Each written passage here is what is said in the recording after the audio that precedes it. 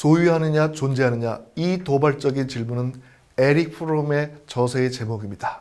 삶의 목적이 소유인지 존재인지, 현대인들의 삶의 목적이 소유하기 위해서 존재하는 것인지 아니면 존재하기 위해서 소유하는 것인지의 문제를 프롬은 탐색하고 있습니다. 소유 없는 존재는 가능한지 아니면 존재 없는 소유가 가능한지요.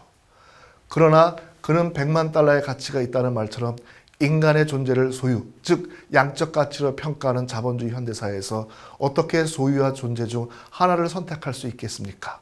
소유냐 존재하는 이 질문은 현대인에게는 무의미합니다. 왜냐하면 현대인은 소유하지 못하면 존재할 수 없는 이 사회에 살고 있기 때문입니다. 소유하지 못한 사람은 살아있지만 죽은 유령과 같이 이 사회적으로 무존재한 존재입니다. 왜냐하면 존재의 유일한 기준이 바로 소유이기 때문입니다. 인간의 고유성, 프로퍼는 바로 재산, 프로퍼티에 있기 때문입니다. 인간이 많이 소유할수록 자신이 살아있음을, 그리고 삶의 목적의 행복을 느낍니다. 바로 소유하라. 그러면 행복해질 것이다.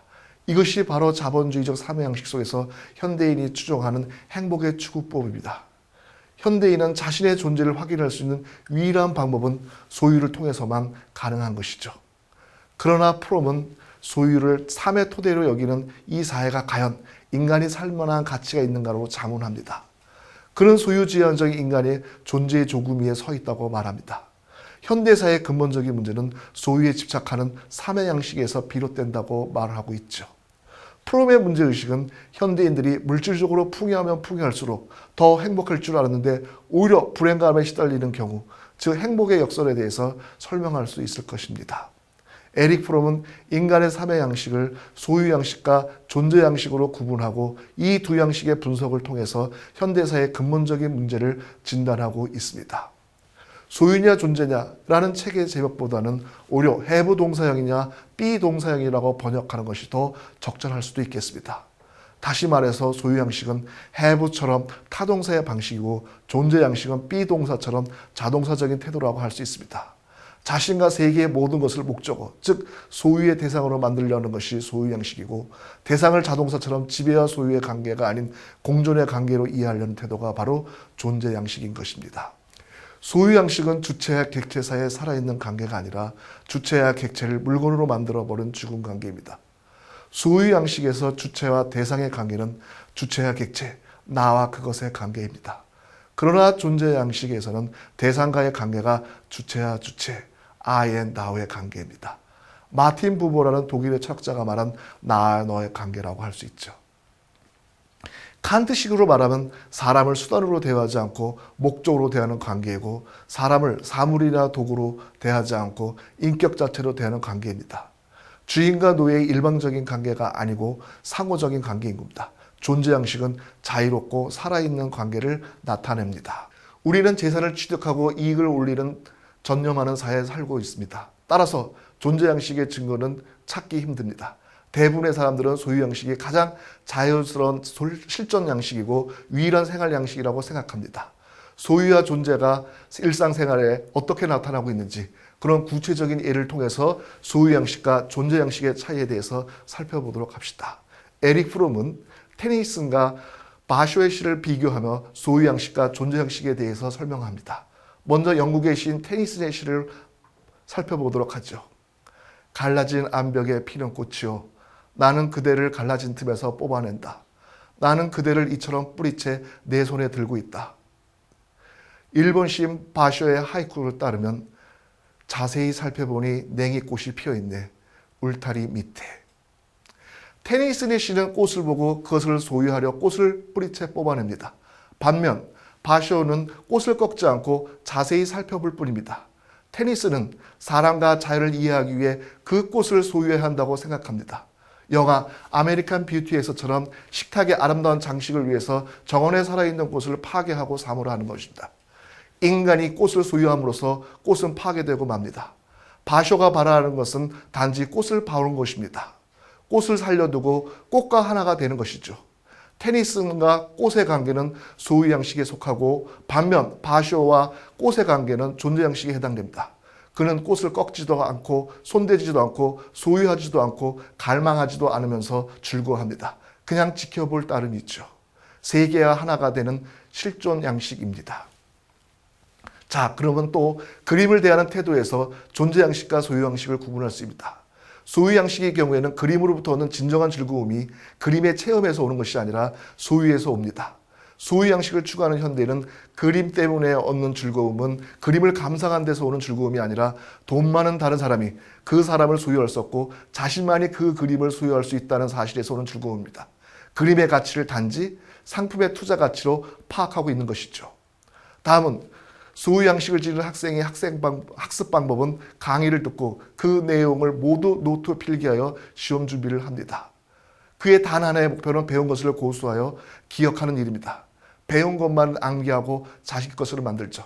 반대로 존재 양식이 지닌 학생은 강의를 능동적으로 생산적으로 받아들이며 반응하며 새로운 의문과 생각을 하게 됩니다. 기억할 지식을 습득하는 것이 아니라 강의를 통하여 영향을 받고 변화하는 것입니다. 나는 지식을 가지고 있다. 나는 알고 있다. 이 두 문장은 소유 양식과 존재 양식의 차이를 잘 보여주고 있습니다. 지식의 소유는 단지 이용할 수 있는 정보를 손에 간직하는 것을 말하고 나는 알고 있다는 창의적인 사고의 과정을 한 부분이라고 할 수 있습니다. 소유 양식을 가장 잘 보여주는 것이 바로 시장 경제 체제입니다. 교환과 소비에 적응해보는 현대인은 물질적 대상뿐만 아니라 정신적 대상마저 교환과 소비의 대상으로 삼고 있습니다. 상품화되지 못한 문화는 아무런 가치가 없다고 생각합니다. 모든 것을 상품화하여 돈으로 구입할 수 있는 환상을 심어주고 있습니다. 모든 것을 상품으로 만들어 판매하고 이윤 창출하는 것이 유일한 목표인 것입니다. 상품의 소비 또한 산업사회에서 가장 중요한 소유의 형태인 것입니다. 오늘날 소비주의는 온 세계를 소유하려는 욕망을 품고 있습니다. 소비의 특질은 현대인의 불안을 제거해주고 또 많은 것을 소비할 것을 요구합니다. 현대의 소비자는 다음과 같은 공식으로 자기의 존재를 확인합니다. 나는 존재한다. 존재하기 위해서는 나는 물건을 갖고 있다. 물건을 갖기 위해서 나는 소비한다. 그래서 나는 소유한다, 고로 존재한다고 말할 수 있죠. 데카르트에 따르면 I think therefore I am. 나는 생각한다, 나는 존재한다. 존재의 조건이 사유라고 한 반면에 오늘날의 현대인에게서는 I shop, therefore I am. 나는 물건을 구입한다, 나는 고로 존재합니다. 즉 존재의 전제 조건이 소유라고 할 수 있을 것입니다. 소유의 강화도 어법의 변화에도 큰 영향을 주었습니다. 언어에서 명사의 사용은 빈번해지는 반면에 동사의 사용이 줄어든 현상이 뚜렷이 나타나고 있습니다. 다른 말로 말하면 자동사보다는 타동사의 빈도수가 많아지고 있죠. 비동사에서 have 동사의 전환이 바로 존재 양식에서 소유 양식의 변화를 말하고 있습니다. 나는 행복하다. I am happy와 나는 행복을 가지고 있다. I have happiness. 두 문장을 한번 비교해 보죠. 앞의 문장이 바로 존재 양식이고 후자가 바로 소유 양식의 표현인 것이다. 나는 행복을 가지고 있다. 이 문장에서 타동사 have의 목적인 행복은 소유의 대상이 되고 있습니다. 행복도 자동차같이 상품처럼 구매할 수 있다는 말입니다. 반면 나는 행복하다에서 비동사는 능동성과 과정을 나타내고 있습니다. 동사 대신에 명사를 사용하는 것은 모든 것을 소유의 대상, 물건 하는 것입니다. 이 명사적 표현에서는 주관적 경험이 배제되고 있습니다. 나는 행복을 가질 수 없습니다. 왜냐하면 그것은 소유할 수 있는 물건이 아니기 때문입니다. 행복은 소유의 대상이 아니라 단지 주관적으로 경험할 수 있는 것입니다. 사랑한다는 표현을 한번 보도록 하죠. 영어에서 나는 너를 사랑한다는 표현을 I love you 라는 문장도 있고 I have great love for you 라는 문장이 두 가지를 표현할 수 있을 것입니다. 너에 대한 지극한 사랑을 나는 소유하고 있다고 말하고 있죠. 하지만 이 말은 무의미합니다. 사랑을 소유할 수 있는 물건이 아니라 하나의 가정이며 사람이 주체가 되는 내적 행위이기 때문이다. 오히려 사랑할 때 내가 갖고 있는 것은 오히려 아무것도 없습니다. 소유 양식은 물건, 인간, 심지어 자연까지도 인간의 소유의 대상이 될 수 있다고 말하고 있습니다. 비가 내일 올 것이다 라는 영어의 문장은 두 가지로 표현될 수 있습니다. There will be rain tomorrow. We shall have rain. 비가 온다는 말을 우리는 내일 비가 가지고 있다고 말을 합니다. 자연조차 인간이 소유할 수 있다는 표현이라고 할 수 있겠죠. 모든 것을 소유의 대상으로 환원하려는 경향, 즉 상품으로 환원하여 소유의 대상으로 만들려는 것은 자본주의의 이데올로기가 아닐까요? 모든 것을 돈으로 살 수 있다는 환상을 심어주는 것이 자본의 신이고 인간과 존재의 상실이라고 할 수 있겠습니다. 또 우리가 모든 남자 앞에 붙이는 호칭인 미스터라는 것에 대해서 한번 살펴보도록 합시다. 미스터라는 호칭은 남자로 태어난 존재라면 누구나 획득할 수 있는 것이 아닙니다. 생물학적 존재로서 남자를 사회적 존재로 변화시키는 이 명칭은 소유적 개인주의에서 비롯됩니다. 정치 경제적 차원에서 남자를 남자로 규정해 주는 것이 바로 재산의 소유 여부입니다.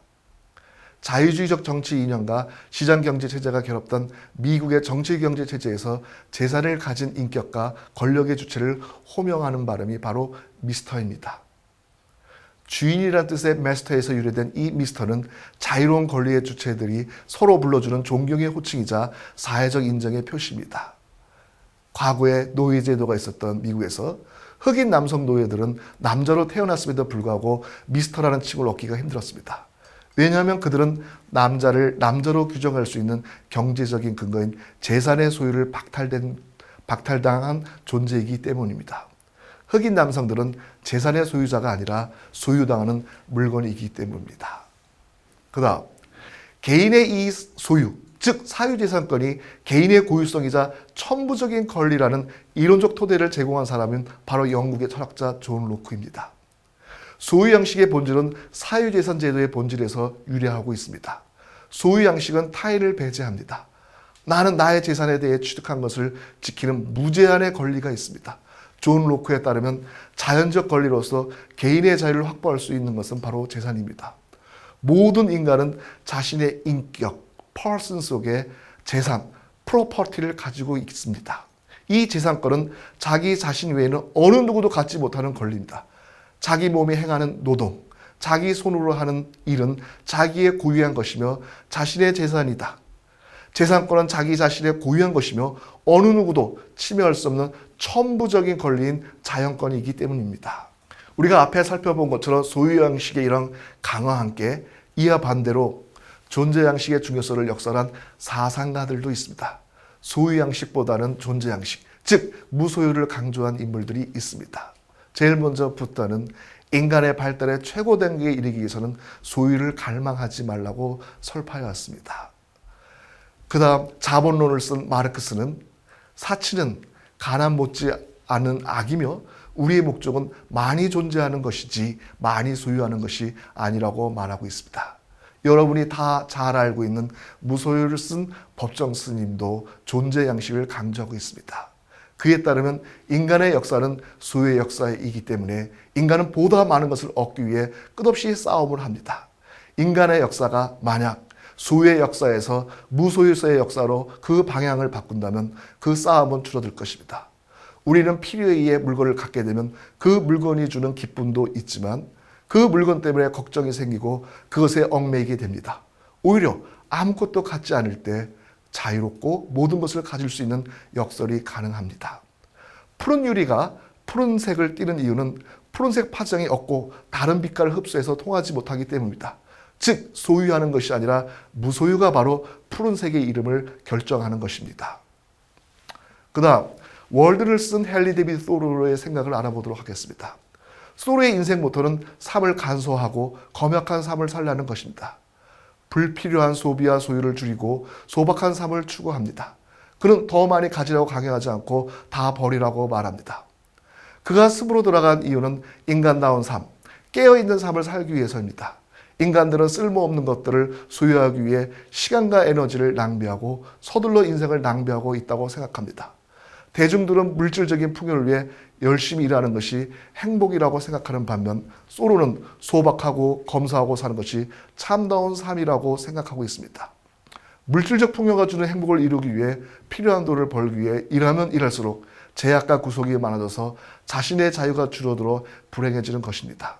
당시 사람들은 소로가 운동과 가난과 고립의 삶을 살고 있다고 생각한 반면 소로는 반대로 사람들이 자기들에게 무엇이 중요한지도 모른 채 절망적인 삶을 살고 있다고 말을 하고 있습니다. 또 비틀즈의 한 멤버인 존 레논의 노래, 여러분이 다 알고 있는 이매진 노래에서 우리는 무소유의 생각을 엿볼 수가 있습니다. 그가 꿈꾸는 유토피아는 소유가 없는 삶이라고 말합니다. 물질에 지나친 소유가 없다면 모든 인류는 평화롭게 살 수 있다고 말합니다. 우리의 삶을 풍요롭게 할 수 있다고 약속한 물질적 풍요에 대한 탐욕이 오히려 인간을 불행하게 만듭니다.